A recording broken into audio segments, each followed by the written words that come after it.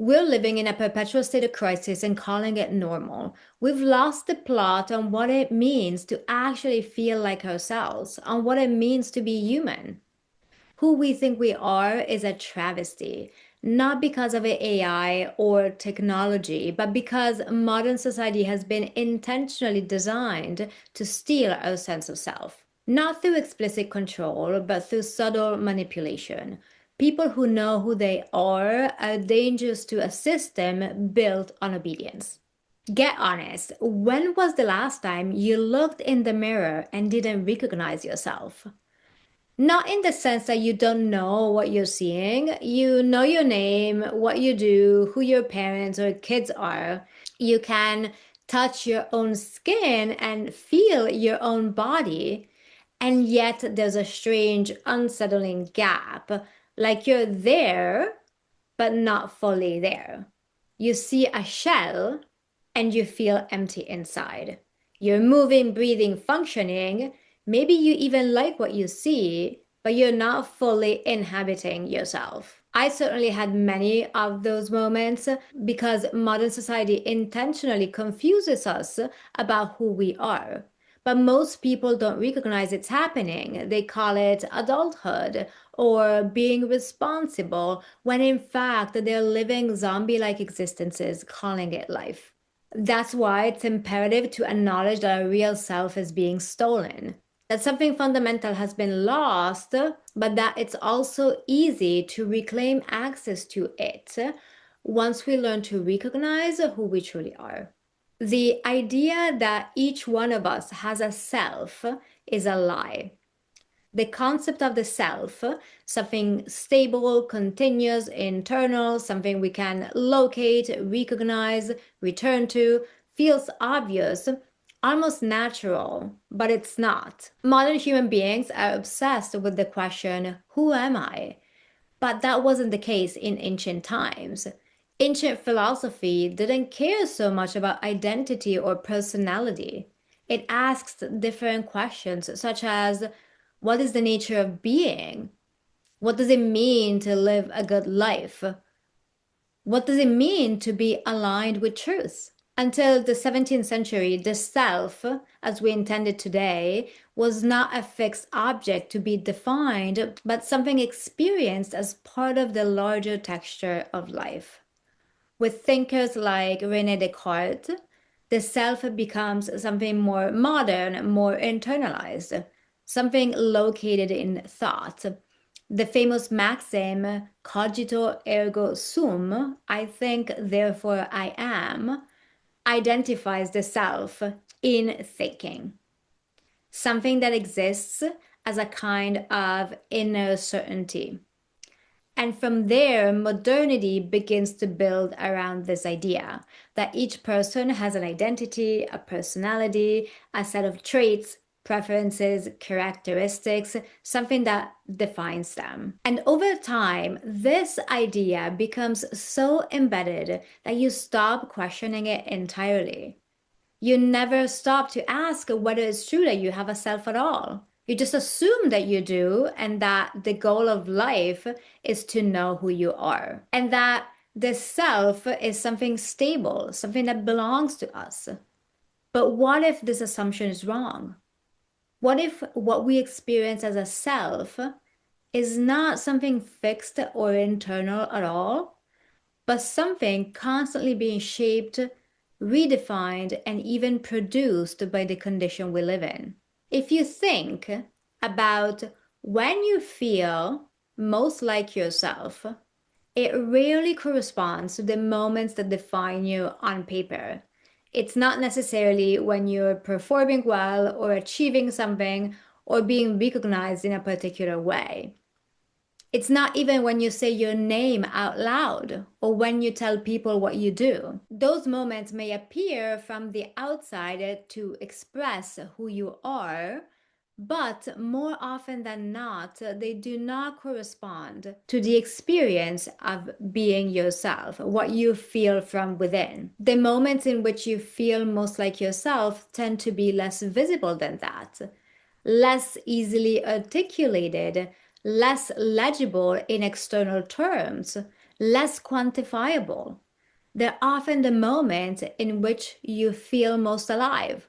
They often emerge in states of absorption, moments when you forget yourself, when attention is no longer divided but gathered into a single focus, where thought, action, and perception are no longer operating in tension with one another but seem to move from the same source.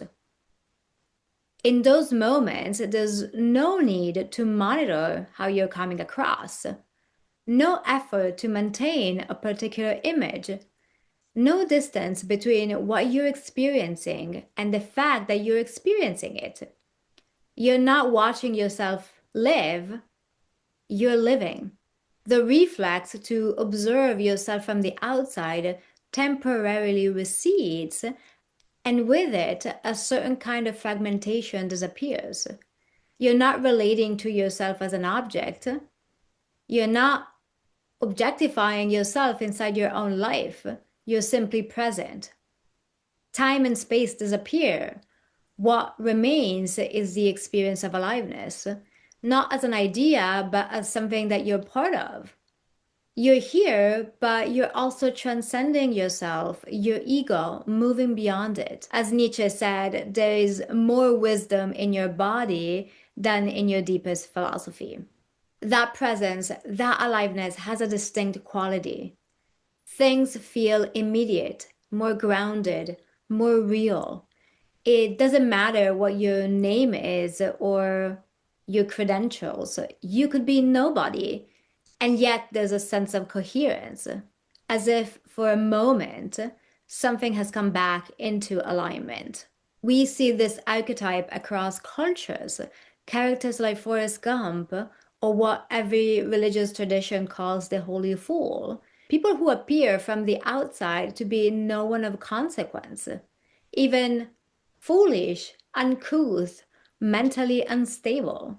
And yet, from the inside, they're often the most present, the most alive, and the most wise.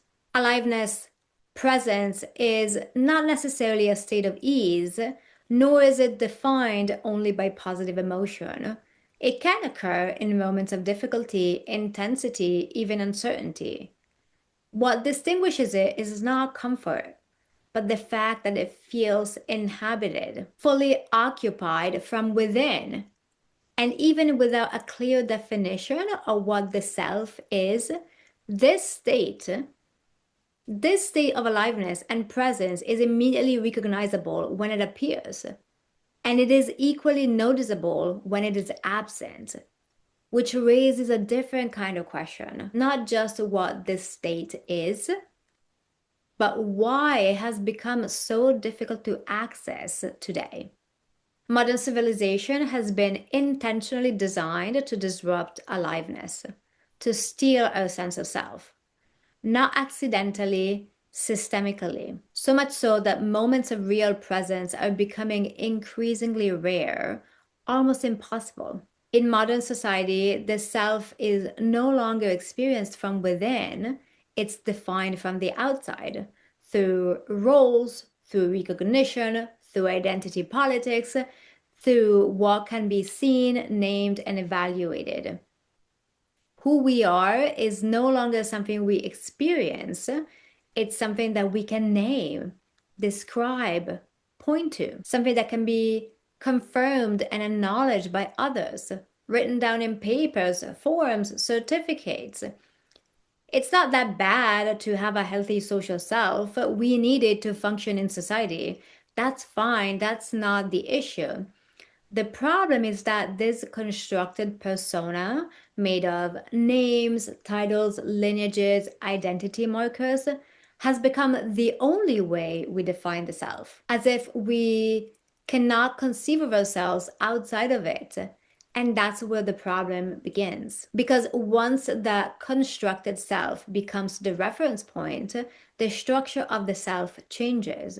It is no longer something you inhabit, it becomes something you assemble. Piece by piece, signal by signal, a position, a function, a profile. And the more stable those signals are, The more rewarded they are from the outside, the more convincing the identity becomes. But also, the further it moves from the experience of aliveness, the experience of realness. Because aliveness cannot be stabilized, it cannot be captured in a description or reduced to a role. It is not something that can be displayed. It is not something that can be manufactured artificially. It can only be lived. And yet, modern life trains you to trust abstraction over experience, representation over presence, spectacle over embodiment, what can be articulated over what can be felt. In Guy Debord's terms, we've moved from being to appearing. And once the shift takes place, the self becomes something that must be maintained with effort, that must be managed, adjusted, performed. Not something you live inside of, but something you present to the world. And at this point, it no longer matters whether you feel alive. What matters is whether you can be recognized as someone. And that is how a self can exist without ever being lived. So the question is not how to define who you are, it's whether you can remain in contact with the part of you that is actually alive, or if you can retrieve that contact beyond the emptiness we now collectively feel. Because the self is not something you construct, it's something that is always there, but it only appears under specific conditions. When attention is not divided, when experience is not mediated, when you're not distracted by spectacle or dopamine, when you're not pursuing fake pleasures, when you're not relating to yourself from the outside. It is not something you can fully stabilize or fix into an identity, nor should you want to. It's something that's felt, not defined. And the moment you try to define it, you move away from it. And that is why modern life creates so much confusion, because it trains you to look for yourself in the very place where you cannot be found. In descriptions, in roles, in recognition, instead of in the only place where a self can actually exist, in the experience of being alive itself. And that experience cannot be secured. It can only be entered again and again. And that is the difference between having a self and being one. Hey, thank you for watching. If what I'm sharing resonates with you, make sure you hit subscribe to be notified when new videos are released. And if you want to go deeper, I share longer reflections, frameworks, and updates in my newsletter. The link is below. This channel is a growing body of work about restoring aliveness in a world that quietly trains you to live at a distance from your own life.